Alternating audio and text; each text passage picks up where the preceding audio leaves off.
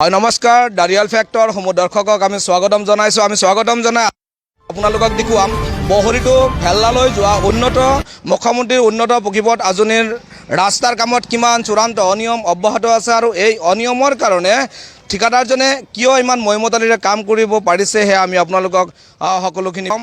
কিয়নো তাৰ আগতে চাব যে এই ৰাস্তাৰ দুয়োকাষে খান্দিছে আৰু মানুহৰ চলা ফুৰাত তথা যাতায়াতত যথেষ্ট কষ্ট হৈছে। বিশেষকৈ ভেল্লাটো বহৰী বা নামনি অসমৰ বৰপেটা জিলাৰ দক্ষিণ পূব বৰপেটাৰ অতি গুৰুত্বপূৰ্ণ ঠাই বৃহত্তৰ বহৰী বজাৰ আৰু এই বহৰী বজাৰত যোৱা মূল ৰাস্তাটোত ৰাস্তাৰ কামত ইমানেই হেমাহি হৈছে যে এই ৰাস্তাটোৰ কাম অতি লেহেমীয়া গতিত কৰিবলৈ ঠিকাদাৰে সাহস পাইছে আৰু কোনো ধৰণৰ কামৰ বিৱৰণী ফলক নিদিয়াকৈ এই ৰাস্তাটোৰ কাম অব্যাহত ৰাখিছে। আমি আপোনালোকক দেখুৱাই থাকিম যে এই ৰাস্তাটোত আমি ইতিমধ্যে গাড়ীৰে যাত্ৰা আৰম্ভ কৰিম।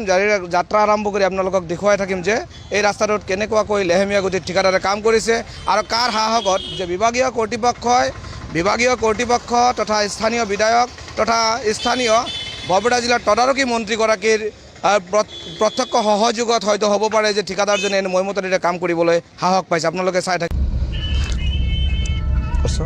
হয়, আপোনালোকে চাব পাৰিছে এয়া হৈছে মুখ্যমন্ত্ৰীৰ উন্নত পকীপথ যোজনাৰ অধীনত বহৰীৰ পৰা ভেল্লালৈ যোৱা 10 কোটি টকীয়া ৰাস্তাৰ কাম চলি আছে আৰু এই ৰাস্তাৰ দুয়োকাষে খান্দিছে, কিন্তু ৰাস্তাৰ দুয়োকাষে কোনো ধৰণৰ নাম ফলক নাই।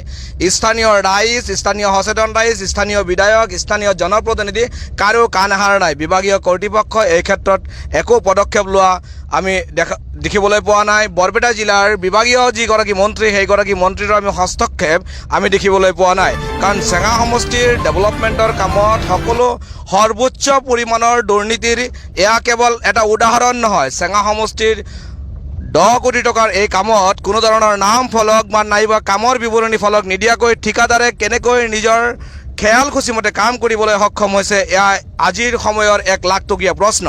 আমি অসমৰ মুখ্যমন্ত্ৰী হিমন্ত বিশ্ব শৰ্মা ডাঙৰীয়াক অনুৰোধ জনাম যে আপোনাৰ নামত থকা মুখ্যমন্ত্ৰী উন্নত পকীপথ যোজনাৰ নামত এই যিটো ৰাস্তা ডেভেলপমেণ্টৰ কাম চলি আছে ইয়াতে আচলতে কামৰ বিৱৰণী ফলকৰ প্ৰয়োজন আছিল নে নাই?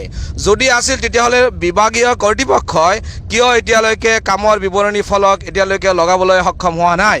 নে বিভাগীয় কৰ্তৃপক্ষই ঊৰ্ধ্বতম কৰ্তৃপক্ষৰ লগত মেনেজ হৈ ঠিকাদাৰক অতি মইমতালিৰে কাম কৰিবলৈ সুযোগ সৃষ্টি কৰিছে? আপোনালোকে চাই থাকিব। এয়া চাব পাৰিছে যে পুখুৰীৰ মাজত ভালকৈ মাটি নাবান্ধি কোনো বেৰিকেড নিদিয়াকৈ ঠিকাদাৰে কাম অব্যাহত ৰাখিছে।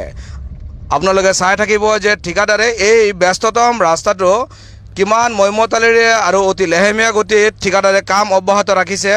পৰৱৰ্তী সময়ত আপোনালোকে চাব পাৰিব যে আমি আপোনালোকক দেখুৱাই থাকিম যে ঠিকাদাৰে নিজৰ খেয়াল খুচিমতে কেনেকৈ কাম সম্পন্ন কৰিছে।